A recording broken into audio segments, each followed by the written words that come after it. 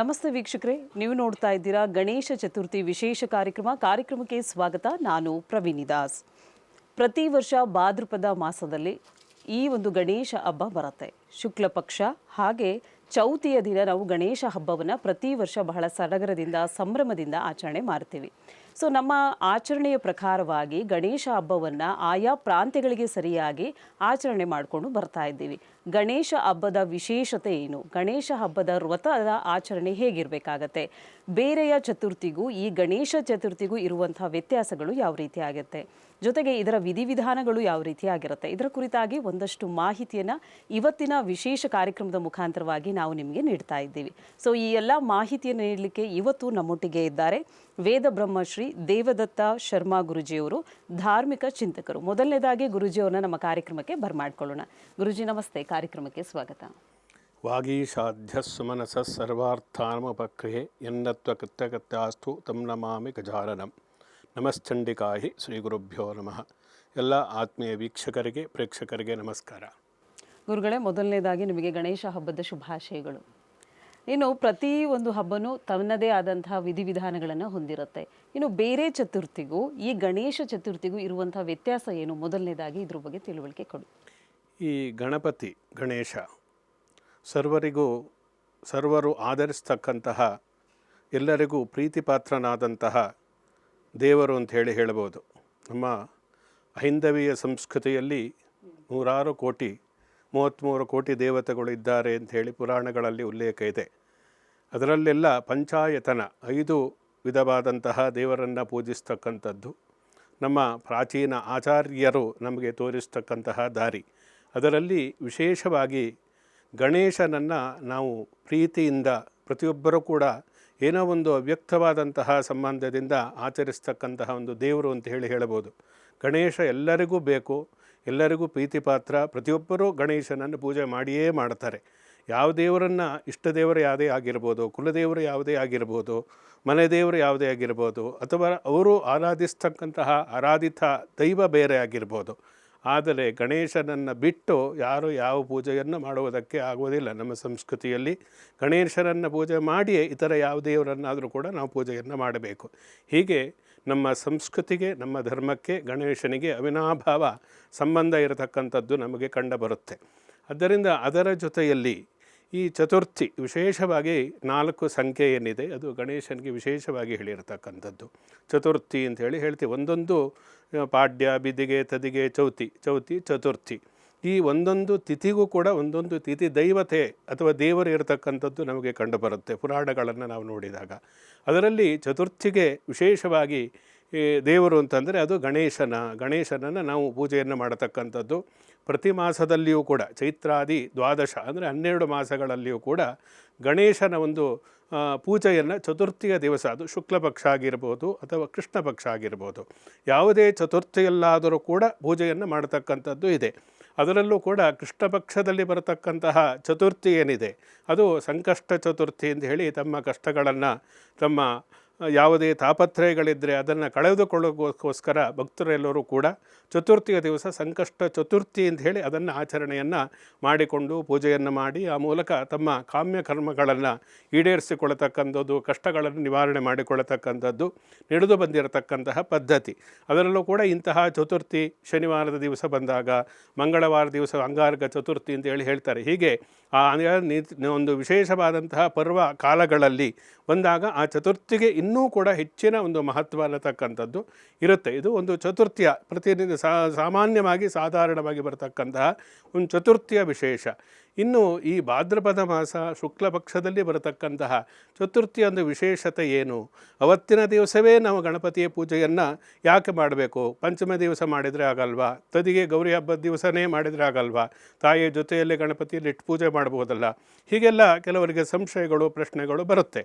ಇದು ಯಾವ ಕಾರಣದಿಂದ ಆ ಚತುರ್ಥಿಗೆ ನಮ್ಮ ಋಷಿ ಪರಂಪರೆ ಅನ್ನತಕ್ಕಂಥ ಋಷಿಗಳು, ನಮ್ಮ ಶಾಸ್ತ್ರ ಪುರಾಣಗಳು ಇಂತಹ ಚತುರ್ಥಿಗೆ ವಿಶೇಷವಾದಂತಹ ಒಂದು ಪ್ರಾಮುಖ್ಯತೆಯನ್ನು, ಪ್ರಾಧಾನ್ಯತೆ ಪ್ರಾಧಾನ್ಯತೆಯನ್ನು ಕೊಟ್ಟಿರುವುದಕ್ಕೂ ಏಕೆ ಅನ್ನತಕ್ಕಂಥದ್ದು ಮೊದಲು ನಾವು ತಿಳಿದುಕೊಳ್ಳಬೇಕು. ಯಾವುದೇ ಪೂಜೆಯನ್ನು ನಾವು ಮಾಡಬೇಕಾದರೂ, ಯಾವುದೇ ಆಚರಣೆಯನ್ನು ಮಾಡಬೇಕಾದರೂ ಕೂಡ, ಯಾವುದೇ ಯಜ್ಞ ಯಾಗಾದಿಗಳನ್ನು ಮಾಡಬೇಕಾದರೂ ಕೂಡ ಅದರ ಅರ್ಥ ಮತ್ತು ಅಂತರಾರ್ಥವನ್ನು ತಿಳಿದುಕೊಂಡು ನಾವು ಆಚರಿಸಿದಾಗ ಅದು ನಮಗೆ ಹೆಚ್ಚಿನ ಫಲವನ್ನು, ವಿಶೇಷವಾದಂಥ ಫಲವನ್ನು ಕೊಡುತ್ತೆ ಅಂತೇಳಿ ಶಾಸ್ತ್ರಗಳು ಹೇಳುತ್ತೆ. ಆದ್ದರಿಂದ ನಾವು ಆಚರಿಸ್ತಕ್ಕಂತಹ ಒಂದು ಪೂಜೆಯ ಮಹತ್ವ ಪ್ರಥಮವಾಗಿ ನಾವು ತಿಳಿದುಕೊಳ್ಳಬೇಕು. ಅದರ ಮಹತ್ವವೇನು, ಆ ದಿವಸವೇ ಯಾಕೆ ಮಾಡಬೇಕು, ಪರ್ವಕಾಲ ಅಂದರೆ ಏನು, ಯಾವ ದೇವರನ್ನು ಯಾವ ದಿವಸ ಯಾವ ರೂಪದಲ್ಲಿ ಯಾವ ವಿಧಾನದಲ್ಲಿ ಆಚರಿಸಿದರೆ ವಿಶೇಷವಾದಂತಹ ಫಲವನ್ನು ನಾವು ನಮ್ಮ ಆಸೆಗಳನ್ನು ಬಯಕೆಗಳನ್ನು ಈಡೇರಿಸಿಕೊಳ್ಳಬಹುದು ಅನ್ನತಕ್ಕಂಥದ್ದು ನಾವು ತಿಳಿದುಕೊಳ್ಳಬೇಕು. ಅದರಲ್ಲಿ ಪ್ರಮುಖವಾಗಿ ಈ ಭಾದ್ರಪದ ಮಾಸ ಶುಕ್ಲ ಪಕ್ಷದ ದಿವಸ ಚತುರ್ಥಿಯ ದಿವಸ ಗಣೇಶನನ್ನು ನಾವು ಯಾಕೆ ಪೂಜೆ ಮಾಡ್ತೀವಿ, ಅದರಲ್ಲೂ ಮೃಣ್ಮಯ ಮೂರ್ತಿ ಅಂದರೆ ಮಣ್ಣಿನ ಮೂರ್ತಿಯಲ್ಲೇ ಯಾಕೆ ಪೂಜೆ ಮಾಡಬೇಕು. ಪ್ರತಿಯೊಬ್ಬರ ಮನೆಯಲ್ಲೂ ಗಣೇಶ ವಿಗ್ರಹ ಇದ್ದೇ ಇರುತ್ತೆ. ಬೆಳ್ಳಿದಿರ್ಬೋದು, ಪಂಚಲೋಹದ್ದಿರ್ಬೋದು, ಚಿನ್ನದ್ದಿರ್ಬೋದು. ಅದು ಪ್ರತಿನಿತ್ಯ ಪೂಜೆಯನ್ನು ಮಾಡ್ತಾರೆ. ಅಂತಹ ವಿಗ್ರಹಗಳು ಇದ್ದರೂ ಕೂಡ ಮನೆಯಲ್ಲಿ ಆ ಗಣೇಶ ಹಬ್ಬ, ಗಣೇಶ ಚತುರ್ಥಿ ಅಥವಾ ವರಸಿದ್ಧಿ ವಿನಾಯಕ ವ್ರತದ ದಿವಸ ಮಣ್ಣಿನ ಮೂರ್ತಿಯನ್ನೇ ಪೂಜಿಸುವುದಕ್ಕೆ ಯಾಕೆ ಹೇಳಿದ್ದಾರೆ, ಅದನ್ನೇ ಯಾಕೆ ಮಾಡಬೇಕು, ಇವೆಲ್ಲ ನಾವು ತಿಳಿದುಕೊಳ್ಳಬೇಕಾಗುತ್ತೆ. ಪ್ರಥಮವಾಗಿ ಚತುರ್ಥಿಯ ಒಂದು ಮಹತ್ವ, ಆ ದಿವಸ ಗಣೇಶನ ಒಂದು ಆವಿರ್ಭಾವ ಆದಂತಹ ದಿವಸ ಅಂತೇಳಿ ಪುರಾಣಗಳಲ್ಲಿ ಉಲ್ಲೇಖ ಇದೆ. ಕೆಲವು ಪುರಾಣಗಳಲ್ಲಿ ಗಣೇಶ ಆ ದಿವಸ ಭೂಲೋಕಕ್ಕೆ ವಿಶೇಷವಾಗಿ ಬಂದು ಆ ಮೂಲಕ ಅನುಗ್ರಹವನ್ನು ಮಾಡ್ತಾನೆ. ಆದ್ದರಿಂದ ಭಾದ್ರಪದ ಮಾಸ ಶುಕ್ಲ ಪಕ್ಷದ ದಿವಸ ನಾವು ಚತುರ್ಥಿಯ ದಿವಸ ಗಣೇಶನನ್ನು ವಿಶೇಷವಾಗಿ ಮೃಣ್ಮಯ ಮೂರ್ತಿಯಲ್ಲಿ ಅರ್ಚಿಸಿದಾಗ ವಿಶೇಷವಾದಂತಹ ಫಲವನ್ನು ಶೀಘ್ರದಲ್ಲಿ ಕೊಡ್ತಾನೆ. ಈಗೆಲ್ಲ ಫಾಸ್ಟ್ ಫುಡ್ ಕಾಲ, ಅದನ್ನು ಶೀಘ್ರವಾಗಿ ಫಲ ಸಿಗಬೇಕು. ಅದಕ್ಕೋಸ್ಕರ ಪ್ರತಿಯೊಬ್ಬರೂ ದೇವರನ್ನು ಪ್ರಾರ್ಥನೆ ನನ್ನ ಕೆಲಸ ಬೇಗ ಆಗಲಿ ಅಂತೇಳಿ ಪ್ರಾರ್ಥನೆ ಮಾಡ್ತಾರೆ. ಶೀಘ್ರದಲ್ಲಿ ಫಲ ನಮಗೆ ಸಿಗಬೇಕಾದರೆ ಅದು ಕೆಲವೊಂದು ಪರ್ವಕಾಲಗಳಲ್ಲಿ ನಾವು ಮಾಡತಕ್ಕಂತಹ ಪೂಜೆ ಏನಿದೆ ಅದು ವಿಶೇಷವಾಗಿ ಫಲವನ್ನು ಕೊಡುತ್ತೆ. ಕೆಲವೊಂದು ವ್ರತಗಳು ಏನಿದೆ ಈ ಗಣೇಶ ಚತುರ್ಥಿ, ಅದಕ್ಕೆ ವರಸಿದ್ಧಿ ವಿನಾಯಕ ಅಂತೇಳಿ ಹೇಳ್ತಾರೆ. ಇದು ನಿತ್ಯ ನೈಮಿತ್ತಿಕ ಕಾಮ್ಯಕರ್ಮಗಳು ಅಂತೇಳಿ ಎಲ್ಲ ಇರುತ್ತೆ. ಅದರಲ್ಲಿ ಯಾವುದೇ ವ್ರತವನ್ನು ನಾವು ತೆಗೆದುಕೊಂಡ್ರೆ, ವರಮಹಾಲಕ್ಷ್ಮಿ ಇರ್ಬೋದು, ಗೌರಿ ವ್ರತ ಇರ್ಬೋದು, ಗಣೇಶ ವರಸಿದ್ಧಿ ವಿನಾಯಕ ವ್ರತ ಇರ್ಬೋದು, ಅನಂತ ವ್ರತ ಇರ್ಬೋದು, ಯಾವುದೇ ವ್ರತ ಅಂದರೆ ಅಲ್ಲಿ ಯಾವುದೊಂದು ವಿಶೇಷ ಕಾಮನೆ ಇದೆ ಅಂತೇಳಿ ಅರ್ಥ. ಯಾಕೆ ನಿಷ್ಕಾಮ ಕಾಮನೆಗಳು ಏನಿದೆ ಅದೆಲ್ಲವೂ ಕೂಡ ಈ ವ್ರತದಲ್ಲಿ ಬರುವುದಿಲ್ಲ. ನೀವು ಯಾವುದೇ ಒಂದು ವ್ರತ ಅಂಥೇಳಿ ಬಂದಾಗ ಅದು ನಮಗೆ ಪ್ರಮುಖವಾಗಿ ಯಾವುದೊಂದು ಕಾಮನೆಯನ್ನು ಈಡೇರಿಸಿಕೊಳ್ಳುವುದಕ್ಕೆ ಅಂಥೇಳಿ ಅದರ ಅರ್ಥ ನಮಗೆ ಬಂದುಬಿಡುತ್ತೆ. ಆದ್ದರಿಂದ ಒಂದು ಗಣೇಶನ ಒಂದು ಆವಿರ್ಭಾವ ಆದಂತಹ ಅವತಾರ ಆದಂತಹ ಈ ಗಣೇಶ ಯಾಕಾದರೆ ಎಲ್ಲರಿಗೂ ಸಾಮಾನ್ಯವಾಗಿ ಗೊತ್ತಿದೆ. ಶಿವಪಾರ್ವತಿಯ ಕಥೆ ಎಲ್ಲರಿಗೂ ಗೊತ್ತಿರುತ್ತೆ. ಅದರಲ್ಲಿ ನಾವು ಒಂದೊಂದು ಪುರಾಣಗಳಲ್ಲಿ ಕಲ್ಪಾಂತ ಅಂತ ನಾವು ತೆಗೆದುಕೊಂಡಾಗ ಗಣೇಶನ ವಿವಿಧ ರೂಪಗಳನ್ನು ಗಣೇಶ ಪುರಾಣದಲ್ಲಿ ಹೇಳಿದ್ದಾರೆ. ಅದರಲ್ಲಿ ಭಾದ್ರಪದ ಮಾಸದ ಶುಕ್ಲ ಪಕ್ಷದ ಚತುರ್ಥಿಯ ದಿವಸ ನಾವು ಮಾಡತಕ್ಕಂತಹ ಆ ಗಣಪತಿಯ ಪೂಜೆ ಏನಿದೆ ಇದಕ್ಕೆ ವರಸಿದ್ಧಿ ವಿನಾಯಕ ಅಂತೇಳಿ ಹೇಳ್ತಾರೆ. ವರ ಸಿದ್ಧಿ ಮೂರು ಪದಗಳು ಅಲ್ಲಿ ಬರುತ್ತೆ. ಒಂದು ವರ, ಒಂದು ಸಿದ್ಧಿ, ಒಂದು ವಿನಾಯಕ ಅಂತೇಳಿ. ವರ ಅಂದರೆ ಏನು, ನಮ್ಮ ಏನು ಇಚ್ಛಿತ ಕಾಮನೆಗಳು ಏನಿದೆ ಅಂತಹ ಕಾಮನೆಗಳನ್ನು ನಾವು ದೇವರಲ್ಲಿ ಪ್ರಾರ್ಥನೆಯನ್ನು ಮಾಡಿ ಅದು ನಮಗೆ ಅನುಗ್ರಹ ಆದರೆ ಅದು ವರ ಅಂತ ಹೇಳಿ ಕರೆಸಿಕೊಳ್ಳುತ್ತೆ. ಸಿದ್ಧಿ, ಕಾರ್ಯಸಿದ್ಧಿ, ನಾವು ಯಾವುದೇ ಒಂದು ಕೆಲಸವನ್ನು ಮಾಡಬೇಕಾದರೆ ಅವರವರಿಗೆ ವೈಯಕ್ತಿಕವಾಗಿ ಲೌಕಿಕವಾದಂತಹ ವ್ಯವಹಾರದಲ್ಲಿ ನೂರಾರು ವಿಘ್ನಗಳು ಅಡೆತಡೆಗಳು ಬರ್ತಾ ಇರುತ್ತೆ. ಪ್ರತಿಯೊಂದು ಯಾವುದೇ ಕೆಲಸ ತೆಗೆದುಕೊಂಡರೂ ಕೂಡ ಕೌಟುಂಬಿಕವಾಗಿರ್ಬೋದು, ಆರ್ಥಿಕ ವ್ಯವಹಾರಗಳಲ್ಲಿರ್ಬೋದು, ಯಾವುದೇ ಒಂದು ಸಮಸ್ಯೆಗಳಿರ್ಬೋದು, ವಿದ್ಯಾರ್ಥಿಗಳಿರ್ಬೋದು, ಕಲಾವಿದರಿರ್ಬೋದು, ಯಾವುದೇ ಕ್ಷೇತ್ರದಲ್ಲಿದ್ದರೂ ಕೂಡ ಅವರೊಂದು ಸಾಧನೆಗೆ ಔನ್ನತ್ಯಕ್ಕೆ ಹಲವು ರೀತಿಯಾದಂಥ ವಿಘ್ನಗಳು ಬರ್ತಾ ಇರುತ್ತೆ. ಇಂತಹ ವಿಘ್ನಗಳನ್ನು ನಾವು ನಿವಾರಣೆ ಮಾಡಿಕೊಳ್ಳಬೇಕಾದರೆ ವಿಘ್ನನಾಶಕನಾದಂತಹ ವಿಘ್ನೇಶ್ವರನನ್ನು ಚತುರ್ಥಿಯ ದಿವಸ ಭಾದ್ರಪದ ಶುಕ್ಲ ಪಕ್ಷದ ಚತುರ್ಥಿಯ ದಿವಸ ವಿಶೇಷವಾಗಿ ನಾವು ಅರ್ಚಿಸಿದಾಗ ನಮ್ಮ ಇಚ್ಛಿತ ಕಾಮನೆಗಳೆಲ್ಲ ಗಣೇಶ ನಿವಾರಣೆಯನ್ನು ಮಾಡ್ತಾನೆ ಅನ್ನತಕ್ಕಂಥದ್ದು ಈ ಚತುರ್ಥಿಯ ದಿವಸ ನಾವು ಮಾಡತಕ್ಕಂತಹ ವರಸಿದ್ಧಿ ವಿನಾಯಕದ ಒಂದು ವಿಶೇಷವಾದಂತಹ ಮಹತ್ವ ಅಂತೇಳಿ ಹೇಳಬಹುದು. ಓಕೆ ಗುರುಗಳೇ, ವೀಕ್ಷಕರೇ, ಇವತ್ತಿನ ವಿಶೇಷ ಕಾರ್ಯಕ್ರಮದಲ್ಲಿ ವಿಘ್ನ ವಿನಾಯಕನನ್ನು ನೆನೆಸ್ಕೊಳ್ಳುವಂತಹ ಸಮಯ. ಮೊದಲ ಪೂಜೆಗೆ ಅಧಿಪತಿಯಾದಂತಹ ಗಣಪತಿಯ ಇವತ್ತಿನ ಹಬ್ಬದ ಆಚರಣೆಯಲ್ಲಿ ನಾವೆಲ್ಲರೂ ಕೂಡ ಇದ್ದೀವಿ. ಸೊ ಹಬ್ಬದ ಆಚರಣೆ ಹೇಗಿರಬೇಕಾಗತ್ತೆ, ಇದಕ್ಕೆ ಆದಂಥ ರೀತಿ ರಿವಾಜುಗಳಿರುತ್ತೆ, ವಿಧಿವಿಧಾನಗಳು ಇರುತ್ತೆ. ಇದರ ವಿಶೇಷತೆ ಏನು, ಹಾಗೆ ಗಣೇಶನಿಗೆ ಯಾವ ರೀತಿಯಾದಂಥ ನೈವೇದ್ಯಗಳನ್ನು ಇಡಬೇಕಾಗತ್ತೆ. ಇನ್ನು ಮೊದಲನೇದಾಗಿ ಮನೆಯಲ್ಲಿ ಗಣೇಶನ ಕೂರಿಸ್ತೀವಿ, ಅದಕ್ಕೆ ಆದಂಥ ವಿಧಿವಿಧಾನಗಳು ಯಾವ ರೀತಿಯಾಗಿರುತ್ತೆ ಅನ್ನೋದ್ರ ಬಗ್ಗೆ ನಾವು ತಿಳ್ಕೊಳ್ಳೋಣ. ಗುರುಗಳೇ, ಮೊದಲನೇದಾಗಿ ಮನೆಯಲ್ಲಿ ಗಣೇಶನ ಕೂರಿಸ್ತಾರೆ, ಇನ್ನು ಬೀದಿನಲ್ಲಿ ಆಯಾ ಏರಿಯಾಗಳಲ್ಲೂ ಕೂಡ ಗಣೇಶನ ಕೂರಿಸ್ತಾರೆ. ಸೊ ಅದಕ್ಕೆ ಯಾವ ರೀತಿಯಾಗಿ ಆಚರಣೆಯನ್ನು ಮಾಡಬೇಕು, ಪೂಜೆಗಳು ಯಾವ ರೀತಿಯಾಗಿ ಇರಬೇಕಾಗತ್ತೆ? ನಾನು ಆಗಲೇ ಹೇಳಿದಂತೆ ಗಣಪತಿಯ ವಿಗ್ರಹ ಎಲ್ಲರ ಮನೆಯಲ್ಲಿ ಇರುತ್ತೆ. ಆದರೆ ಗಣೇಶ ಚತುರ್ಥಿಯ ದಿವಸ, ಭಾದ್ರಪದ ಮಾಸದಲ್ಲಿ ಬರತಕ್ಕಂತಹ ಚತುರ್ಥಿಯ ದಿವಸ ನಾವು ಪೂಜಿಸ್ತಕ್ಕಂತಹ ಗಣೇಶ ಏನಿದೆ ಅದು ಮಣ್ಣಿನ ಮೂರ್ತಿಯಾಗಿ ಬಿರಬೇಕು ಅನ್ನತಕ್ಕಂಥದ್ದು ಶಾಸ್ತ್ರದಲ್ಲಿ ಹೇಳಿದ್ದಾರೆ. ಯಾಕೆ ಮಣ್ಣಿನ ಮೂರ್ತಿಯನ್ನೇ ನಾವು ಪೂಜೆಯನ್ನು ಮಾಡಬೇಕು, ಬೆಳ್ಳಿದನ್ನು ಮಾಡಿದರೆ ಆಗಲ್ವಾ, ಅನುಕೂಲ ಇರತಕ್ಕಂಥ ಚಿನ್ನದ ಮೂರ್ತಿಯನ್ನೇ ಪೂಜೆಯನ್ನು ಮಾಡ್ತಾರೆ, ಅಥವಾ ಬೇರೆ ಲೋಹಗಳಿಂದ ಮಾಡಿರತಕ್ಕಂತಹ ಗಣೇಶನನ್ನು ಪೂಜೆ ಮಾಡಬಹುದಲ್ಲ, ಯಾಕೆ ಮಣ್ಣಿನ ಮೂರ್ತಿಯನ್ನೇ ಮಾಡಬೇಕು ಅನ್ನತಕ್ಕಂತಹ ಪ್ರಶ್ನೆ ಹೇಳುತ್ತೆ ಇಂತಹ ಸಮಯದಲ್ಲಿ. ಆದರೆ ಆ ಮೃಣ್ಮಯ ಮೂರ್ತಿಗೆ ಯಾಕೆ ನಾವು ಪಾರ್ಥಿವ ಇನ್ನೊಂದು ಮಣ್ಣಿಗೆ ಇರತಕ್ಕಂತಹ ಹೆಸರು ಪಾರ್ಥಿವ ಅಂದರೆ ಶಾಶ್ವತವಾಗಿ ಇರತಕ್ಕಂಥದ್ದಲ್ಲ. ಯಾಕೆಂದರೆ ನಾವು ಪಾರ್ಥಿವಲಿಂಗ ಈ ಮಣ್ಣಿನ ಮೂರ್ತಿಯನ್ನು ಮಾಡಿ ಗಣೇಶನನ್ನೇ ಹೇಗೆ ಪೂಜೆಯನ್ನು ಮಾಡ್ತೀವೋ ಹಾಗೆ ಈಶ್ವರ ಲಿಂಗವನ್ನು ಕೂಡ ನಾವು ಪಾರ್ಥಿವ ಅಂದರೆ ಮಣ್ಣಿನ ಮೂರ್ತಿಯಲ್ಲಿ ಲಿಂಗವನ್ನು ಮಾಡಿ ಮಾಡತಕ್ಕಂತಹ ಪದ್ಧತಿಯು ಕೂಡ ಇದೆ. ಅದೇ ಪಾರ್ಥಿವ ಲಿಂಗ ಪೂಜೆ ಅಂತೇಳಿ ಹೇಳ್ತಾರೆ. ಹಾಗೆ ಅದೇ ಕ್ರಮದಲ್ಲಿ ಇವತ್ತಿನ ಅಂದರೆ ಗಣೇಶ ಚತುರ್ಥಿಯ ದಿವಸ ನಾವು ವಿಶೇಷವಾಗಿ ಮಣ್ಣಿನ ಮೂರ್ತಿಯನ್ನು ಮಾಡಿ ವಿಸರ್ಜನೆಯನ್ನು, ಅದು ಜಲದಲ್ಲಿಯೇ ಅಂದರೆ ನೀರಿನಲ್ಲಿ ವಿಸರ್ಜನೆಯನ್ನು ಮಾಡತಕ್ಕಂತಹ ಒಂದು ಕ್ರಮ ಸಂಪ್ರದಾಯ ಶಾಸ್ತ್ರದಲ್ಲಿ ಹೇಳಿದ್ದಾರೆ. ಯಾಕೆ ಇದಕ್ಕೆ ನಾವು ಅಂತರಾರ್ಥವನ್ನು ನಾವು ತಿಳಿದುಕೊಳ್ಳಬೇಕು. ಪೃಥ್ವಿ ತತ್ವ ಮಣ್ಣು ಏನು ಹೇಳುತ್ತೆ, ಮಣ್ಣು ಎಲ್ಲಿಂದ ಬರುತ್ತೆ, ಭೂಮಿಯಿಂದ ಬರತಕ್ಕಂಥದ್ದು, ಪೃಥ್ವಿ ತತ್ವವನ್ನು ಪ್ರತಿನಿಧಿಸ್ತಕ್ಕಂಥದ್ದು. ಆ ಪೃಥ್ವಿ ತತ್ವ ಅನ್ನತಕ್ಕಂಥದ್ದು ಸ್ಥೂಲ ರೂಪದಲ್ಲಿ ಇರತಕ್ಕಂಥದ್ದು, ಅಂದರೆ ದೊಡ್ಡದಾಗಿರತಕ್ಕಂಥದ್ದು. ಯಾವುದೇ ಒಂದು ಸ್ಥೂಲ ರೂಪದ ತತ್ವವನ್ನು ಸೂಕ್ಷ್ಮ ರೂಪದಲ್ಲಿ ನಾವು ಅದನ್ನು ವಿಲೀನಗೊಳಿಸ್ತಕ್ಕಂಥದ್ದು. ಅಂದರೆ ಸೂಕ್ಷ್ಮ ರೂಪ ಅಂದರೆ ಯಾವುದು, ಜಲತತ್ವ. ಆ ಜಲತತ್ವದಲ್ಲಿ ನಾವು ಅದನ್ನು ವಿಸರ್ಜನೆಯನ್ನು, ಅದರ ವಿಲೀನವನ್ನು ನಾವು ಮಾಡಿದಾಗ ಅದರಲ್ಲಿ ನಾವು ಭಗವಂತನನ್ನು ನಾವು ನೋಡುವುದಕ್ಕೆ ಸಾಧ್ಯ ಆಗುತ್ತೆ ಅನ್ನತಕ್ಕಂಥದ್ದು ಈ ಮೃಣ್ಮಯ ಮಣ್ಣಿನ ಮೂರ್ತಿಯನ್ನು ಮಾಡತಕ್ಕ ಒಂದು ಅರ್ಥ. ಇನ್ನೊಂದು ಗಣೇಶನಿಗೆ ನಾವು ವಿಶೇಷವಾಗಿ ಓಂಕಾರ ಸ್ವರೂಪ ಅಂತೇಳಿ ನಾವು ಹೇಳತಕ್ಕಂಥದ್ದು. ಅಂದರೆ ಒಂದು ಓಂಕಾರದ ವೇದಗಳಲ್ಲಿ ಆದಿಯಾಗಿ ಬಂದಿರತಕ್ಕಂಥದ್ದು ಓಂಕಾರ. ಆ ಓಂಕಾರದ ಸ್ವರೂಪ ಅದರ ಅಕ್ಷರವನ್ನು ಸಂಸ್ಕೃತದಲ್ಲಿ ನಾವು ನೋಡಿದರೆ ಅದೇ ಪ್ರಕಾರವಾಗಿ ಗಣೇಶನ ಸ್ವರೂಪ ಇರತಕ್ಕಂಥದ್ದು ಕೂಡ ನಮಗೆ ಕಂಡುಬರುತ್ತೆ. ವೇದದಲ್ಲೆಲ್ಲ ಮೊದಲು ಬಂದಿರತಕ್ಕಂಥದ್ದು ಯಾವುದು, ಓಂಕಾರ. ಆ ಓಂಕಾರ ಸ್ವರೂಪನಾಗಿರ್ತಕ್ಕಂಥವನು ಗಣೇಶ ಒಂದು ಕಡೆ. ಇನ್ನೊಂದು ಕಡೆ ಯೋಗಶಾಸ್ತ್ರವನ್ನು ನಾವು ತೆಗೆದುಕೊಂಡ್ರೆ ಅದಕ್ಕೆ ಕುಂಡಲಿನಿ ವಿದ್ಯೆ ಅಂಥೇಳಿ ನಾವು ಹೇಳ್ತೀವಿ. ಆ ಕುಂಡಲಿನಿ ವಿದ್ಯೆ ಅನ್ನತಕ್ಕಂಥದ್ದು ಸ್ವಾಧಿಷ್ಠಾನ, ಮಣಿಪುರ, ಮೂಲಾಧಾರದಲ್ಲಿರ್ತಕ್ಕಂಥದ್ದು. ಆದ್ದರಿಂದ ಈ ಮೂಲಾಧಾರ ಚಕ್ರದಲ್ಲಿರ್ತಕ್ಕಂಥ ಕುಂಡಲಿನಿ ಶಕ್ತಿಯನ್ನು ಜಾಗೃತಗೊಳಿಸುವುದಕ್ಕೆ ಜೊತೆಯಲ್ಲಿ ಅಂತಹ ಪೃಥ್ವಿ ತತ್ವ ಜಾಗೃತಿಯಾಗಿರತಕ್ಕಂತಹ ಒಂದು ವಿಶೇಷವಾದಂತಹ ದಿವಸ ಅಂತಂದರೆ ಅದು ಭಾದ್ರಪದ ಶುಕ್ಲ ಪಕ್ಷದ ಚತುರ್ಥಿಯ ದಿವಸ, ಅಂದರೆ ಗಣೇಶ ಚತುರ್ಥಿಯ ದಿವಸ ಅನ್ನತಕ್ಕಂಥದ್ದು. ಆದ್ದರಿಂದ ಆ ಪೃಥ್ವಿ ತತ್ವ ಪಂಚಭೂತಾತ್ಮಕವಾದಂತಹ ತತ್ವದಲ್ಲಿ ಪೃಥ್ವಿ ತತ್ವವನ್ನು ಆರಾಧಿಸ್ತಕ್ಕಂತಹ ಒಂದು ವಿಶೇಷವಾದಂತಹ ದಿವಸ ಚತುರ್ಥಿಯ ದಿವಸ ಆಗಿರುವುದರಿಂದ ಜೊತೆಯಲ್ಲಿ ಈ ಮಣ್ಣಿನ ಮೂರ್ತಿಯನ್ನೇ ನಾವು ಆ ಪೃಥ್ವಿ ತತ್ವಕ್ಕೆ ಸಂಬಂಧಪಟ್ಟಿರತಕ್ಕಂಥ ಆಗಿರುವುದರಿಂದ ಮಣ್ಣಿನ ಮೂರ್ತಿಯನ್ನೇ ಅವತ್ತಿನ ದಿವಸ ನಾವು ಮಾಡಬೇಕು. ಯಾಕೆಂದರೆ ಅದು ಕೊನೆಯಲ್ಲಿ ಯಾವುದೂ ಶಾಶ್ವತ ಅಲ್ಲ. ನಾವು ಎಷ್ಟೇ ಭೋಗಭಾಗ್ಯಗಳನ್ನು ಅನುಭವಿಸಿದ್ದರೂ, ಎಷ್ಟೇ ಶ್ರೀಮಂತರಾಗಿದ್ದರೂ, ಯಾವುದೇ ರೀತಿಯಲ್ಲಿದ್ದರೂ ಕೂಡ ಕೊನೆಗೆ ಎಲ್ಲರೂ ಒಂದಲ್ಲ ಒಂದು ದಿವಸ ಈ ಭೂಮಿಯನ್ನು ಬಿಟ್ಟು ಪಂಚಭೂತಗಳಲ್ಲಿ ಲೀನ ಆಗಬೇಕಾಗುತ್ತೆ. ಅದೇ ರೀತಿ ನಾವು ಎಷ್ಟೇ ಪೂಜೆಯನ್ನು ಮಾಡಲಿ, ಏನೇ ಮಾಡಿದ್ದರೂ ಕೂಡ ಕೊನೆಗೆ ಅದು ಜಲತತ್ವದಲ್ಲಿ ಅಂದರೆ ನೀರಿನಲ್ಲಿ ಬಿಟ್ಟು ಆ ಮೂಲಕ ವಿಸರ್ಜನೆಯನ್ನು ಮಾಡಬೇಕು ಅನ್ನತಕ್ಕಂಥ ಒಂದು ವಿಶೇಷವಾದಂತಹ ಪಂಚಭೂತಾತ್ಮಕ ತತ್ವವನ್ನು ಹೊಂದಿರತಕ್ಕಂಥದ್ದು ಗಣೇಶ ಚತುರ್ಥಿ. ಜೊತೆಯಲ್ಲಿ ಈ ಗಣೇಶ ಚತುರ್ಥಿಯ ಮಣ್ಣಿನ ಮೂರ್ತಿ ಎಷ್ಟು ಪ್ರಮಾಣದಲ್ಲಿರಬೇಕು, ದೊಡ್ಡದಾಗಿಡಬೇಕಾ ಅಥವಾ ಚಿಕ್ಕದಾಗಿಡಬೇಕಾ, ಏನಾದರೂ ಇಷ್ಟೇ ಪ್ರಮಾಣ ಇದೆಯಾ ಅನ್ನತಕ್ಕಂಥದ್ದು ಎಷ್ಟೋ ಜನಕ್ಕೆ ಗೊತ್ತಿರಲ್ಲ. ಆದರೆ ಈ ಉಳಿದ ಮೂರ್ತಿಗಳನ್ನು ನಾವು ತೆಗೆದುಕೊಂಡಾಗ 3 ಇಂಚು ಇರಬೇಕು, ವಿತಸ್ತಿ ಪ್ರಮಾಣ, ವಿತಸ್ತಿ ಅಂದರೆ ಇಷ್ಟ ಪ್ರಮಾಣದಲ್ಲಿ ಇರಬೇಕು ಶಾಸ್ತ್ರದಲ್ಲಿ ಉಲ್ಲೇಖ ಇದೆ. ಆದರೆ ಯಾವುದನ್ನು ನಾವು ಪೂಜೆಯನ್ನು ಮಾಡಿ ಪೂಜೆ ಮುಗಿದ ನಂತರ ವಿಸರ್ಜನೆ ಅಂದರೆ ಪೂಜೆಯ ಅಂತ್ಯದಲ್ಲಿ ಅದನ್ನು ನಾವು ವಿಸರ್ಜನೆ ಅಂದರೆ ನೀರಿನಲ್ಲಿ ಜಲದಲ್ಲಿ ನಾವು ವಿಸರ್ಜನೆಯನ್ನು ಮಾಡ್ತೀವೋ ಆ ವಿಗ್ರಹಕ್ಕೆ ಯಾವುದೇ ಪ್ರಮಾಣ ಅನ್ನತಕ್ಕಂಥದ್ದು ಇಲ್ಲ. ಅದರದ್ದು ಎಷ್ಟು ದೊಡ್ಡದು ಬೇಕಾದರೂ ಇಡ್ಬೋದು. ನಾವು ಪಕ್ಕದ ರಾಜ್ಯ ಮುಂಬೈ ಇಂಥ ಪ್ರಾಂತ್ಯಗಳಲ್ಲಿ ದೊಡ್ಡ 60-70 ಅಡಿ ಗಣೇಶನನ್ನು ಇಡತಕ್ಕಂಥದ್ದು ನಾವು ನೋಡ್ತೀವಿ. ಆದ್ದರಿಂದ ಈ ಚತುರ್ಥಿಯ ದಿವಸ ನಾವು ಪೂಜಿಸ್ತಕ್ಕಂತಹ ಗಣೇಶನಿಗೆ ಇಷ್ಟೇ ಪ್ರಮಾಣದಲ್ಲಿ ಇರಬೇಕು ಅಂತೇನೂ ಇಲ್ಲ. ಎಷ್ಟು ಪ್ರಮಾಣದಲ್ಲಿ ಅವರವರಿಗೆ ಇಷ್ಟ ಬಂದಂತಹ ಪ್ರಮಾಣದಲ್ಲಿ ಗಣೇಶನ ಮಣ್ಣಿನ ಮೂರ್ತಿಯನ್ನು ನಾವಿಟ್ಟು ಪೂಜೆಯನ್ನು ಮಾಡಬೇಕು. ಅದು ನೀರಿನಲ್ಲಿ ವಿಸರ್ಜನೆ ಆಗಿ ಸಂಪೂರ್ಣವಾಗಿ ಕರಗಬೇಕು. ಅದಕ್ಕೆ ಮಣ್ಣು ಕೂಡ ಇಂತಹ ಮಣ್ಣನ್ನೇ ಉಪಯೋಗಿಸಬೇಕು ಅಂತ ಹೇಳಿದೆ. ಅದಕ್ಕೆ ನಮ್ಮ ಪ್ರಕೃತಿಗೆ ವಿರುದ್ಧವಾಗಿರ್ತಂತಹ ರಾಸಾಯನಿಕಯುಕ್ತವಾಗಿರ್ತಂತಹ ವಿಗ್ರಹಗಳನ್ನೆಲ್ಲ ಪೂಜೆಯನ್ನು ಮಾಡಲೂಬಾರದು, ಅದನ್ನು ನೀರಿನಲ್ಲಿ ವಿಸರ್ಜನೆ ಮಾಡಿ ಕಲುಷಿತಗೊಳಿಸಲೂಬಾರದು. ಇದು ಪೂಜೆಯನ್ನು ಏನೋ ಮಾಡೋಕ್ಕೋಗಿ ಇನ್ನೇನು ಮಾಡೋದಕ್ಕಾಗುತ್ತೆ.